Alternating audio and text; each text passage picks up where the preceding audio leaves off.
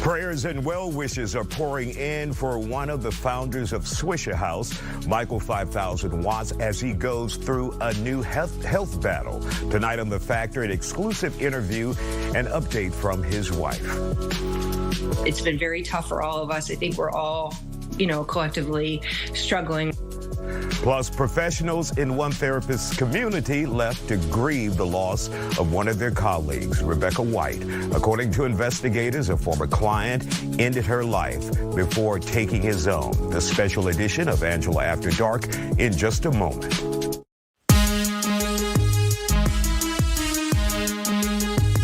The Isiah Factor Uncensored starts now.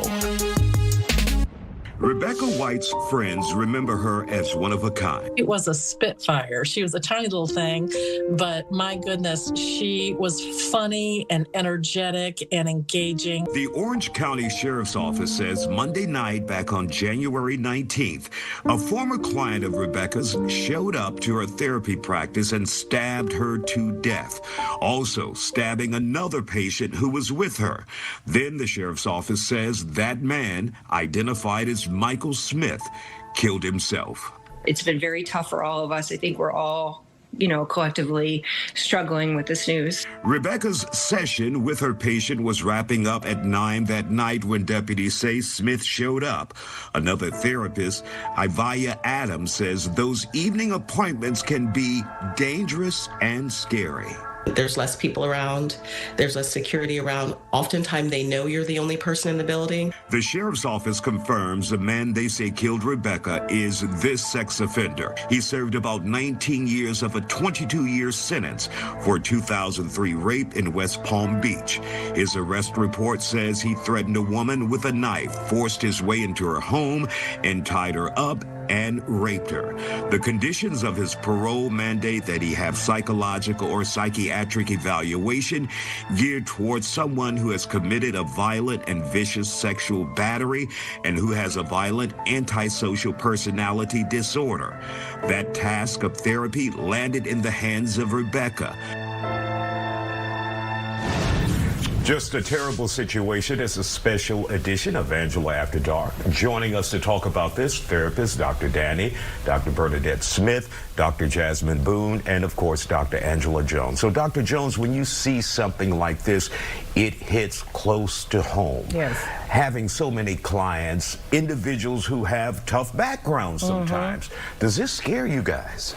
I mean, absolutely. I mean, of course, his background and his history indicates that he was a violent person, but there are stories out there of, unfortunately, therapists, psychologists getting injured or even murdered by their clients who don't have a profile like that. And so there are certain provisions that we have to take as therapists to make sure that we're safe, but there's only so much you can do when someone is premeditated and trying to plan your demise. A lot of people are asking, how was he able to get access into her room? How was he able to get access into the building?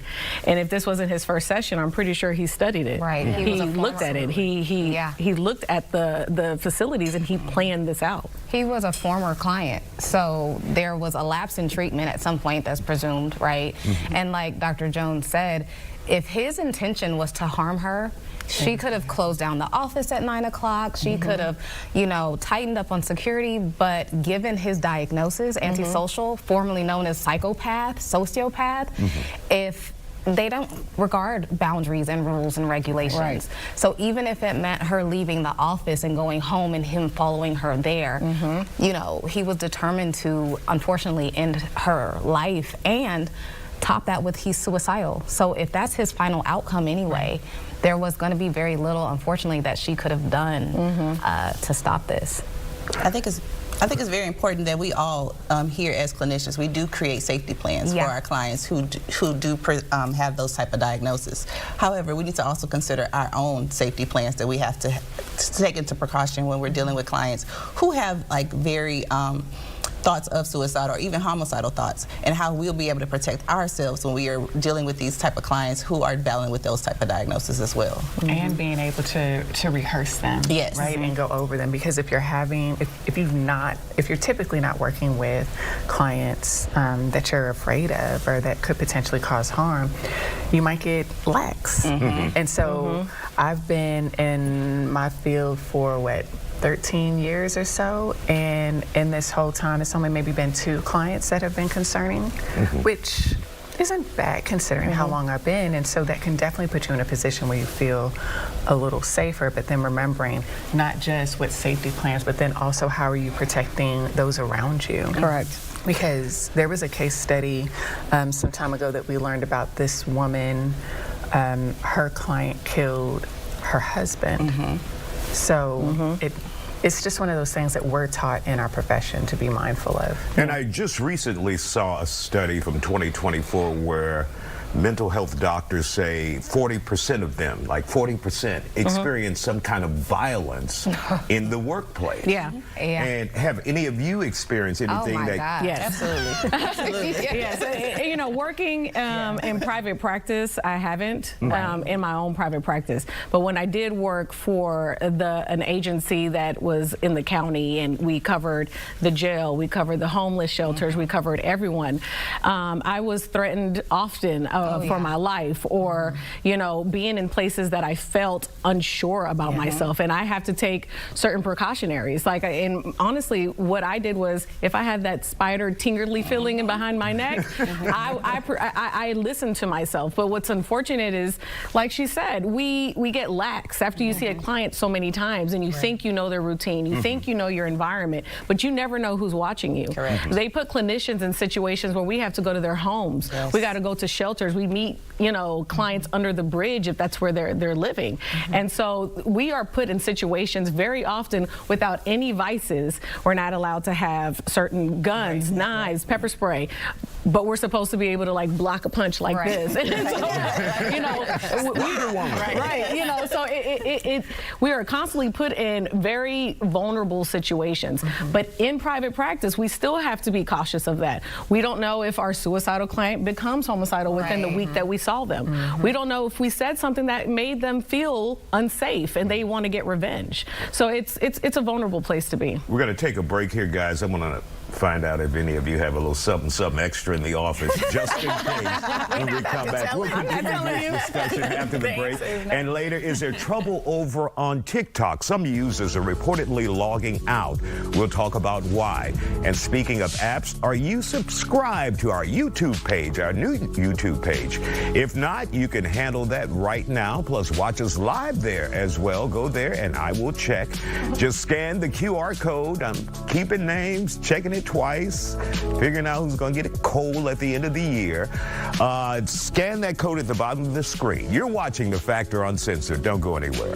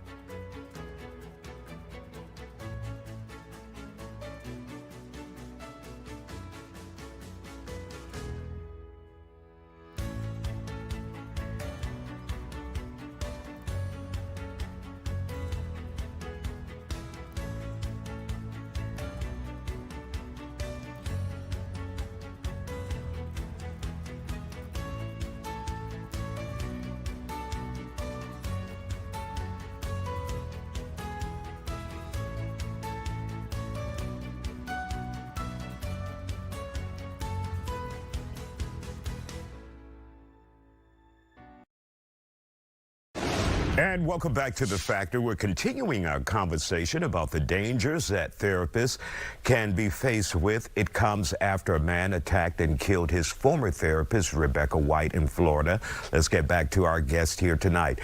Do you guys keep anything to make sure you're safe now that many of you are in private practice, or you don't want to say? Let me say it like this. So I teach, right? And so one of the things that we teach our students, and what we were taught, is to always have something that you can grab. And that's all I'm gonna say. That's good enough. That's all we gonna Dr. say. Boone, you were mentioning, and I didn't realize you guys back in the field when you didn't have your own practice. You were out in the field, like making house calls. That's you scary have to territory. crawl before you walk. Absolutely. So when you're starting out, I mean, you're dealing with more acute diagnosis. You're dealing with psychosis. You're dealing with homicidal ideations, all that stuff, and you're going to their homes, right? I learned how to talk to all those voices. I got cool with all the voices, but it can be extremely. I mean, between the four of us, I'm sure we have stories for days. Absolutely. But once you go into private practice, nothing's absolute, but you do get to be more selective, right? I don't want that clientele. I do want this clientele, which helps you vet it a little bit better. But like I said, nothing's absolute. Yeah.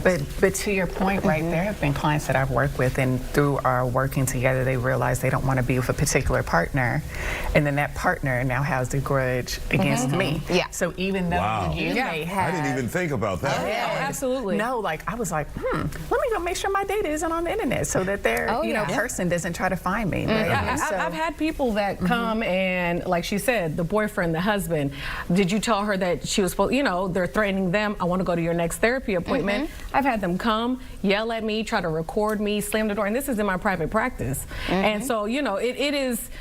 It's startling because you're in a chair, you're in this vulnerable close office. They teach you, make sure your chair is somewhere you can run to the door really quickly, make sure there's not too many things blocking you.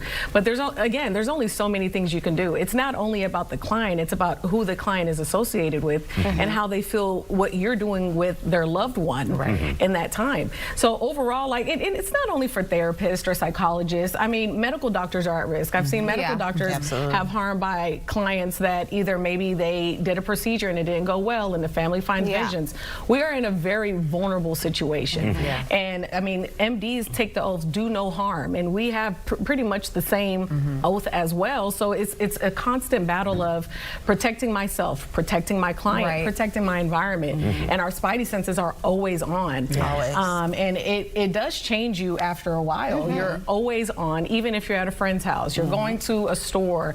Our awareness as therapists is way more attuned than anybody else. You got to watch your back all the time. All the time. And what about the idea, and we only have a minute left, she worked late. Well, you have to think about people, when you go to therapy, some people can't take off from work and go in the middle of the day. And she was face-to-face, right? And so coming out of COVID, people want to see their therapist face-to-face. And so she offered probably late-night sessions. And, of course, letting her guard down. And this is what caused the outcome. And sometimes when you're building, sometimes when you're trying to build your clientele base, you're doing extreme hours to build as well. But let's remember, he wasn't a client at 9 o'clock. He came to her 9 o'clock. So I'm pretty sure when she saw him with the diagnosis violent antisocial personality disorder, I'm sure she tried to schedule him early in the day.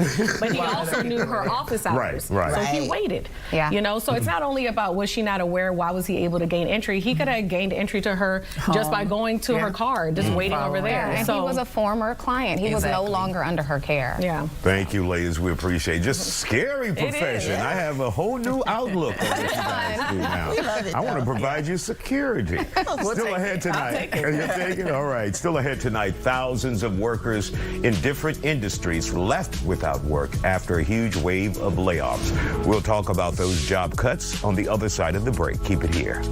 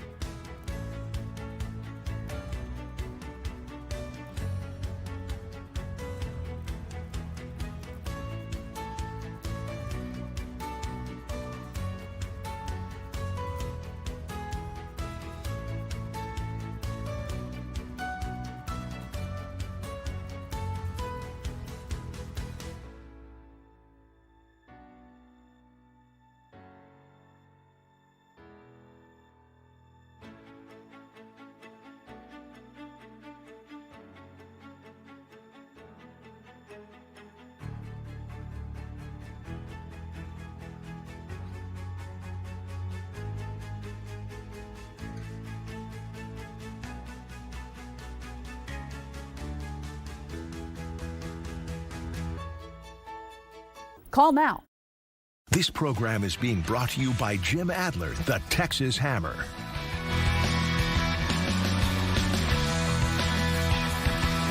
And welcome back to the Factor Uncensored. A massive wave of layoffs are hitting multiple companies today. Home Depot announced 800 corporate jobs will be cut. That's the latest. Amazon planning to lay off 16,000 workers across the company, the biggest round of layoffs since 2023.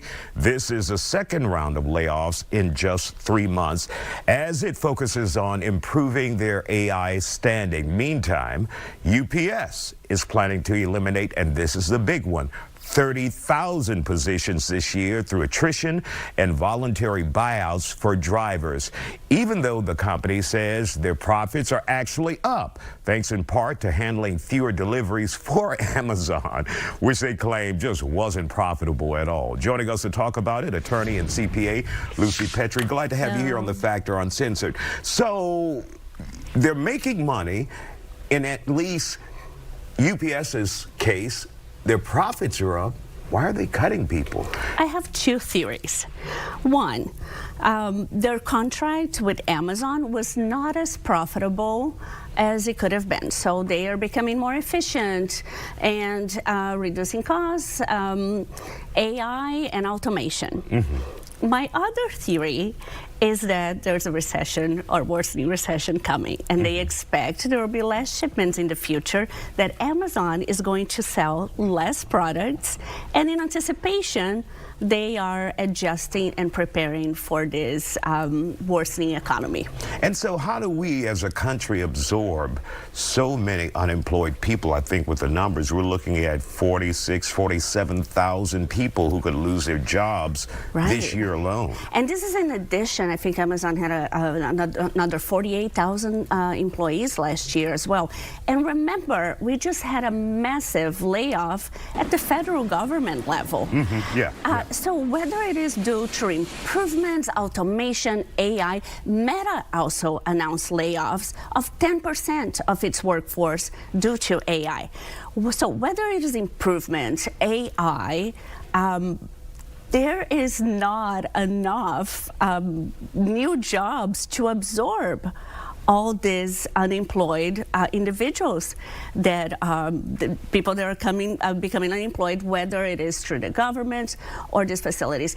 Also, remember, these are usually unskilled workers. Mm-hmm. These are not, their skills are not easily transferable into other areas of the economy. Mm-hmm. So yes, we are going to see higher unemployment and potentially a worsening economy because of this. Now, it is January, so do you think any of the numbers included there were seasonal workers, that maybe they were hired just for the holiday, and so it looks a lot worse than it actually is, and not full-time jobs? Yes, some of this was seasonal workers and at Amazon and UPS level, but most of them were not. Most of them are long-term planning and adjusting for the expected demand in the future.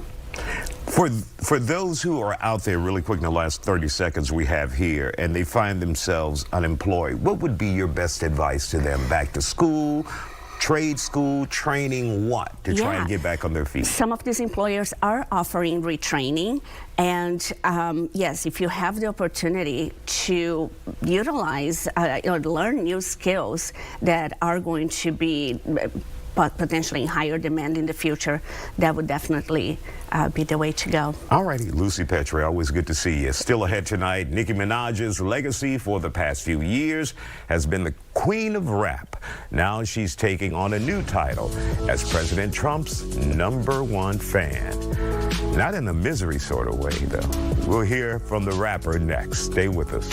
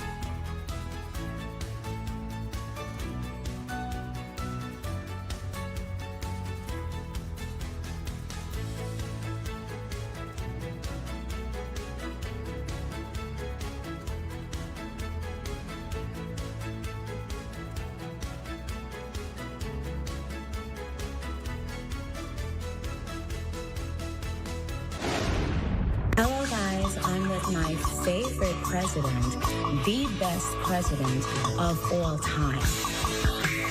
And I'm with the queen of rap. There you go. Gotta do what you gotta do. Welcome back. President Trump and rapper Nicki Minaj teaming up today. She appeared at an event with him celebrating the launch of his administration's child investment account. Minaj says she doesn't care about the people who are upset. She supports the president. I am probably the president's #1 fan. And that's not going to change.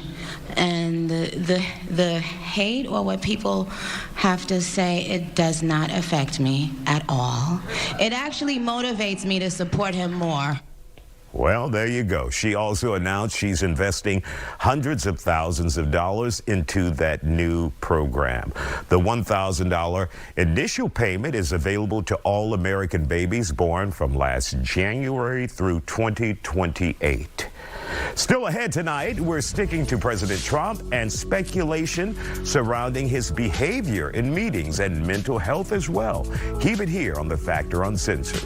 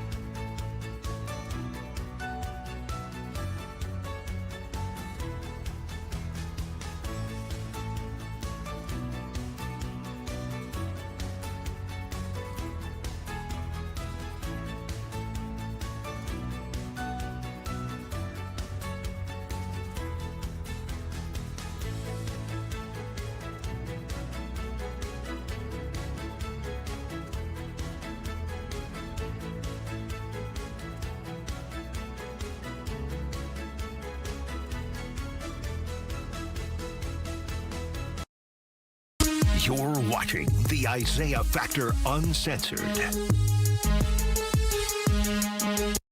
Welcome and thank you for joining us for the second half hour of The Factor Uncensored. There has been some speculation and rumors about President Trump's health. Congresswoman Ilhan Omar, one of the latest to accuse the president of having dementia. This comes as the president also spoke out about why he gets caught with his eyes shut in cabinet meetings from time to time. He told New York Magazine, it's because those meetings are boring as hell. Joining us to talk about it, personality Nete, CEO of Regal Media, Todd Smith, political analyst Dr. Dietrich von Biedenfeld, and therapist Dr. Danny. And okay. Brigitte Waugh. You blame Sonora back there. So first of all, Dr. Dan, let's talk about the president's mental state. Obviously, we're not privy to that. Absolutely. All we can do is see what we see. Do you see any signs of any mental health issues, that being, you know, there's been a lot of speculation about dementia, other issues like that? Your thoughts? Absolutely. So when you think about the diagnosis of dementia, of course we know that it's about memory and memory loss and also cognitive delay and different things that could definitely transpire. When we look at our president, we definitely see how he repeats things over and over again. Of course, it could be perceived that he's trying to just make his point, but individuals who have the diagnosis of dementia, they do consistently repeat things over and over again, or share stories that actually may not be true, but they truly believe within their heart that they are true. So us as individuals who possibly never had it to be evaluated for dementia, we should also look out for individuals who just continuously repeat themselves, memory loss for simple things. It doesn't have to be grand, but it'll just be simple things that they start, their cognitive delay starts popping up in areas where you may be like, well, something is wrong. And when we, of course, with our president right now and the roller coaster ride that he's causing us to go in, it causes us to believe that there's some type of diagnosis that's there, but we can question mark and may think that it could be dementia. And of course, it's been documented, former President Ronald Reagan had Alzheimer's, but the office kept on running. Correct. It kept going. And there are enough people around them to keep the office going. Would you say the same for Trump? It could definitely be that true. That could be true as well when you're talking about President Trump. But the question is, do he have the right people around him that would make sure that he gets the help outside where we not know that we're not privileged to the diagnosis and continue to have it ran, but what is going on right now? Is the country being ran properly? If things are transpiring the way that we're seeing it? Well, it could definitely be perspective. And just because we don't agree with him does not mean that we believe that could be dementia. But we obviously are aware something is going on and something is wrong when he has signed up for the job and fall asleep in the meetings that he signed up to actually attend. So, Tay, your thoughts about falling asleep in the meetings. We've seen several shots where he may be just resting his eyes. Oh, yeah. Like he said, he thinks that it's boring as hell. Like, he's showing us who he is. He's repeatedly showing us who he is. Exactly. And that is why people voted him in my opinion, in 2016. They were tired of the regular, you know, run-of-the-mill politician polish. He's going to say it like it is. He's telling you he doesn't care. It's boring as hell. He's already made $1 billion in his first year. His whole family has brought in like $1 billion. Yeah, that's boring as hell to him. He don't care what's happening to everybody else. Little drowsy Donald. Sleep. Drowsy. Go ahead, guys. But that's my thing. Like Dr. Danny mentioned, why did you sign up? You just mentioned the $1 billion he made. Yes. That's one of the reasons he signed up and allegedly to stay out of jail. But if you have that money and the job is boring as hell, I wouldn't sign up for it. You don't need the money. You don't need the power. You shouldn't have this job. If you don't care about governing, you don't care about the boring details that go along with the job, you should hand the job off to somebody else because the job is serious. Even though we make fun of some of his actions, he has a lot of power to cause some drama. You know what I mean? So we need to, if he's not up to the job, he needs to not have that job. Well, he did. Is he up to the job, Dietrich, from your perspective? Well, I won't do a neurodegenerative analysis or anything like Dr. Danny, but that is a challenge, and I think Todd makes a great point, which is you're the meeting setter, you're the agenda host, and therefore if it's boring, why don't you change the agenda if you are in complete control of your mental faculties and the agenda that is being set? Is this a 25th Amendment concern? I'm not sure yet, but At the end of the day, we do understand that he's a septuagenarian. We do understand some of these sort of physiological changes that happen over time. I didn't experience jet lag till I was after 40, right? And you wake up and you're like, how did I get in Namibia? Oh yeah, there was a flight and there was, so you imagine being 79 and then having the rigorous schedule. At some point you do move into autopin realm, and then now we are the pot or the kettle. All right, Brigitte, your thoughts about that. Are you fine if there is something going on, that he has the right people around him, and your thoughts about him going to sleep in meetings? Well, the thoughts of him going to sleep in meetings is like Trump doesn't disappoint. You could always look for some kind of shenanigans that he does around Trump. It's not a good thing. I'm not satisfied with that, because if he's not running the country, who is? So that's a problem for me as a voter who votes in every election, and that's a problem. So we need to see, find out for sure, because their health records are open, supposed to be open to the public. And if he has something wrong with him, then he needs to step in. He says he's healthy as a horse. I'm gonna tell you, you don't believe him. You stay awake for what he want to stay awake for, making that money, having Nicki Minaj tap dance. He's awake for that. So that's what he wants to do. All righty, guys. Thank you all for joining. Did you say tap dance? Tap dance. That's exactly. Did you want me to say her acting like a raccoon? Or what did you want to say? Okay, that was my nice version. Yeah, I said raccoon. Still ahead tonight, concerns about a spreading virus that experts say is more contagious than COVID and the flu. Keep it here. Raccoon.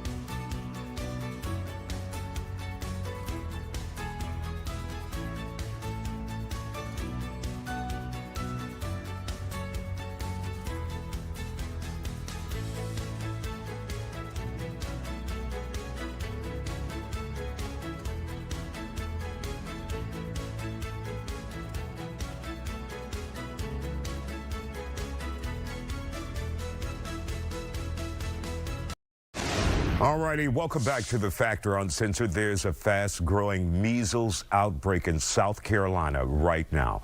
The virus has spread to at least 789 people. Health officials say the outbreak is larger than the outbreak we experienced right here in Texas, and the largest in the U.S. since the disease was eradicated more than 25 years ago. Joining us to talk about it, Dr. Tim Waugh, physician. Glad to have you here on the Factor Uncensored.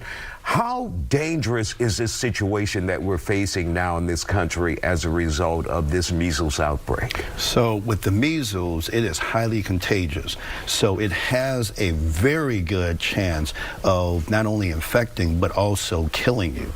So the biggest question is not, are we going to not necessarily just let this go by? The biggest thing is we're going to have to do something and change our attitude about vaccines, because the vaccine, as you pointed out, it did and it has eradicated measles 25 years ago. We didn't really talk about it. I mean, kids, you know, they still got that, you know, the vaccination schedule. Measles, mumps, rubella, right. MMR. The MMR, right. So unfortunately, now that we have entered into the COVID era and COVID has gotten into this anti-vaccination group, now there's a lot of confusion. So it's now that people are looking at vaccination as a bad thing, and unfortunately the support to continue that process has declined. Now, who's the most vulnerable here in the United States as a result of this? Are we talking about young kids who may not have been vaccinated, or those who, like us, we were vaccinated years ago?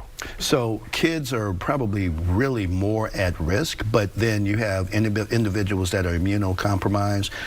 Anybody, you know, like for instance in this studio, if there are 100 people in here and I was infected by, you know, the measles, and I walk through here, there's a high chance, if I'm coughing or sneezing, there's a very high chance that out of that 100, somewhere around 80 to 85% of everyone in this room would actually pick up the measles. So highly contagious. It's highly contagious, yes. Now, is this a result of what Robert Kennedy Jr. has put into place at Health and Human Services after being appointed by President Trump? Because he has been known to be a vaccine denier. It doesn't help when you have an official coming on TV each and every time regarding this particular issue of vaccinations. And the unfortunate thing is the vaccinations are used to reduce any type of pathogen that is in America or anywhere. But now that you have these vaccines being looked at from the public as not really that trusted, because you have a individual that is part of the government saying it's not that great. Florida, their attorney general came out, or whoever he was, that pointed out that, you know, we don't want to do vaccines. Well, it's just setting itself up for a possible problem in the future. What would an outbreak in the United States look like if we had to deal with measles on that level? It would be horrible. That's why in West Texas, they tried to do everything possible to contain it. To get into a population like, say, Houston, and then it just begin to just spread, death is a possibility. Now, there is always that chance that people would, you know, run its course, because that's really all it can do. It's, you know, has flu-like symptoms. It'll run its course, but the issue is that there are some that won't. So when you get into encephalopathy, you know, your brain is, you know, swelling, and then you have these types of issues that come around, all of a sudden you have a population that are dying, and that's where it begins. In the last 30 seconds we have here, what's your best advice to the viewers out there, those who may have children that are not vaccinated, or those who are not sure they're vaccinated? Well, the writing's on the wall. If you're not vaccinating, there's a higher chance that you will possibly get this particular pathogen. If you don't, you're taking a high risk of it getting in, and there's a chance that something could be bad. And now the question is, are you the right parent or the good parent for your child? All right, Dr. Tim Waugh. Scary situation they're facing there in South Carolina, and we could be facing all over the country. So guys, be careful out there. Still ahead tonight, an exclusive interview with Michael 5000 Watt's wife about his health. Keep it here.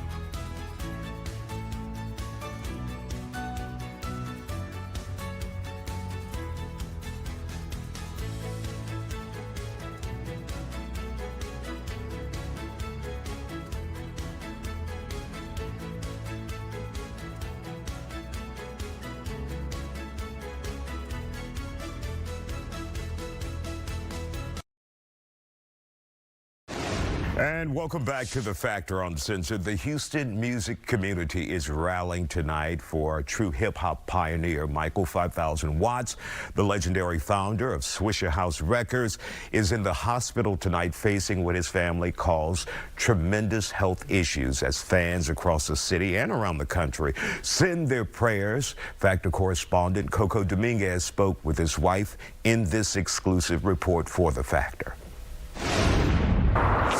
Tonight, I want to bring you a very special report. We heard news a little bit earlier today. A statement was put out by the family of DJ Michael 5000 Watts, Southern legend, pioneer, founder of Swisher House, that he was not doing so well, that he had been hospitalized. So I reached out to his wife, Tammy Watts, and I'd like to talk to you a little bit about just giving us an update. First of all, we're so sorry that you and your family are going through this. I can't even imagine how hard it is for you right now. And, you know, millions of people love Michael Watts. You know, we've been following him. We've worked with him. He's our friend.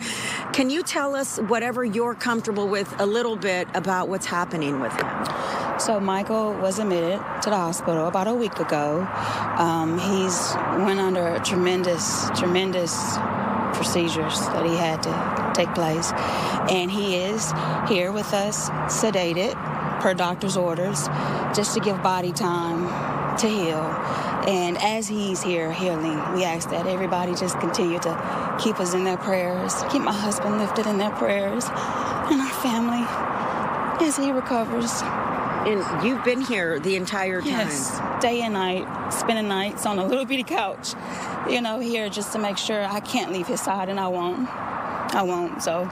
And a lot of people have been reaching out. You said even before you guys put the statement out, they found out he was here. Yes, they did. And I just want to say thank you to everyone, you know, for your overwhelming support. You know, before, as you mentioned, before we released the statement, everyone has been calling, coming by.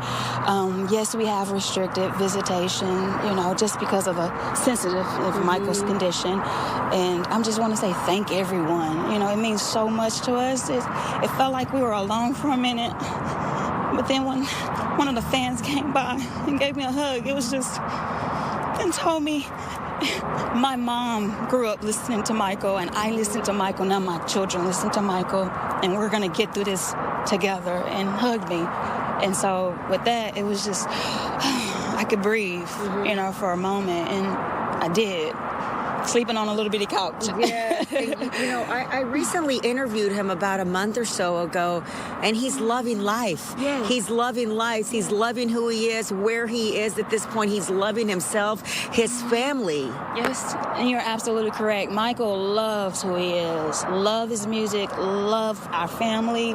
Michael is an awesome father. God, he is an awesome dad, a husband, and he works out 2 times a day, takes his smoothies and all his vitamins. You know, health is a really important factor to Michael, especially when we discovered this last year. And so he really took it serious. And this has nothing to do with how many shakes he took or how many vitamins he took. I will say it was an absolute contributing factor to his recovery. I will say, had he not, this would have looked absolutely different. You would tell me about you guys' bike rides and God. Coco. Girl, he made me ride the bike 16 miles. So I know he was on a journey, and he is on a mission to be his best self. He is, and still is. And as we continue forward with his recovery, we just continue to ask everyone that they pray and keep us in their prayers, our family. We have 5 daughters, 2 grandchildren, and they love Dad. I mean, love Dad. This is very hard for us, you know. Okay, well, we love you. You know, we're here with you. I appreciate any information that you've given us so far, that we know he's still with us, he's fighting, and he's going to be here with us. Yes, and Michael is absolutely fighting. And I quote the doctors literally, everything we throw at Michael, he takes like a champ. Takes like a champ. And the doctors literally walked out crying and said, this is miraculous. This is a miracle. And we're just going to keep going at it And that's just who Michael is, right? Absolutely. Yeah. All right. I love you guys. I love your family. Thank you so much. All right. We're with you and all of the fans as well. We'll continue to pray for you and just keep us posted on his recovery. Absolutely will, Coco. He's going to do good. Yes, he is. Already doing good. Already doing good. All right. Thank you so much. I'm Coco Dominguez. This is Fox 26 News. Thanks a lot, Coco, and we want to wish his family the best, and remember to keep them in your prayers. He was at my birthday party, he and his wife, and we talked about health and working out and trying to get healthy together. And of course, we wish him the very best. Still ahead tonight, TikTok users react to new changes on the app as it affects their data and privacy. Keep it here. We'll talk about it next.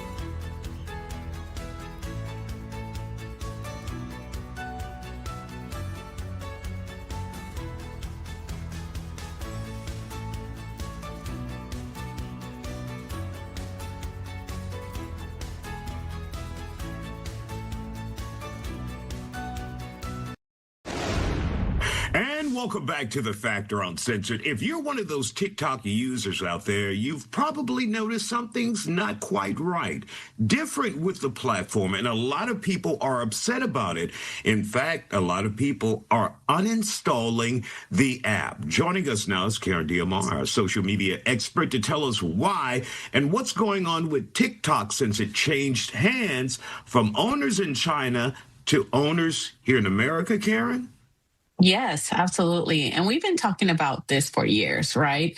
First, it started with the ban of TikTok that was prompted by Trump many, many years ago, and it has evolved. Now we are finally here. We have met that moment where the new transition of what we know as Asian-owned TikTok is becoming American-owned TikTok.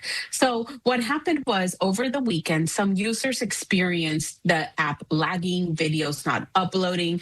And when you logged into TikTok as of January 22nd, 2026, you were informed of a new relationship with the app that was now owned by BD TikTok USA LLC, which is the new American-owned parent company of TikTok. So And really users quick, were Karen, like, do we know who those people are?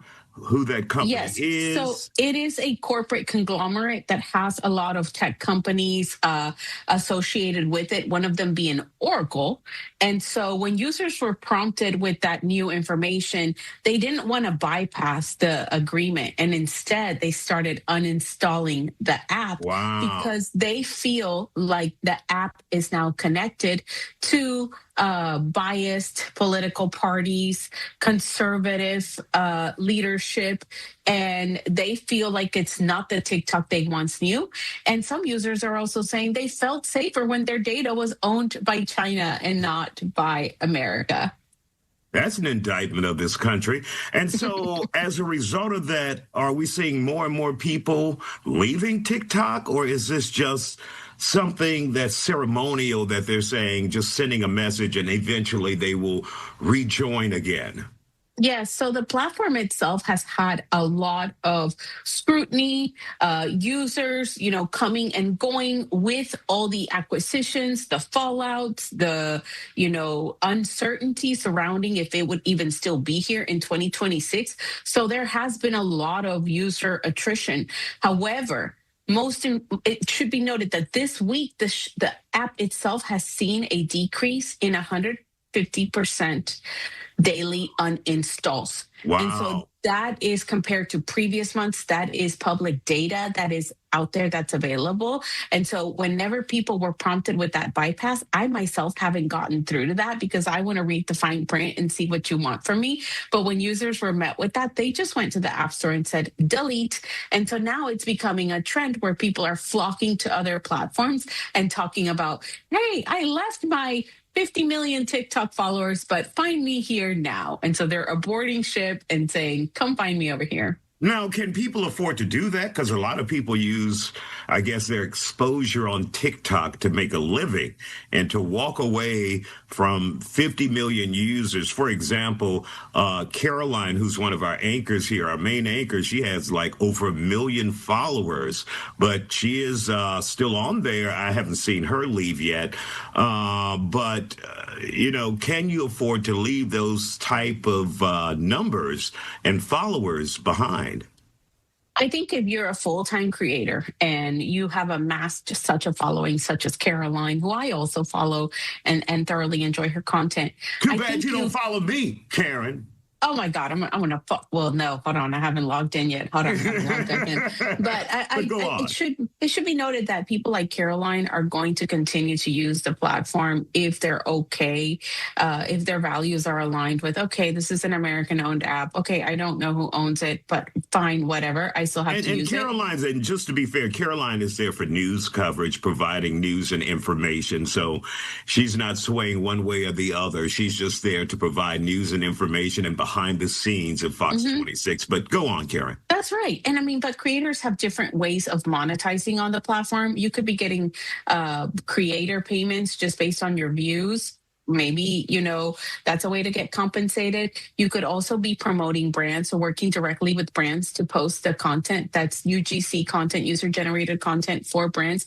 They could be writing you a check, but they might say, we want you to post this on TikTok. A lot of creators make a ton of money on TikTok Live using TikTok Shop as the platform to steer customers to buy directly from that platform. There's a lot of ways that creators make money on TikTok. So some of them can't afford to leave, but they also, just good creator practice is you should cover all of your bases and be active across all of your platforms. And do right? your research and figure out what you're signing up for, especially with the change of hands. Karen, that's all the information or all the time we have now. Really quick, wrap it up for us. Do you think TikTok will recover from this rebound? Yes. I think as many users as uninstall the app, I think that's, they're the equivalent of users that come on board every day. So I don't think that that this is a long-term damage to TikTok, but it is putting a big dent on user activity. Thank you for joining us. Make sure you check out our new YouTube page at Isiah Factor Uncensored. Have a great night.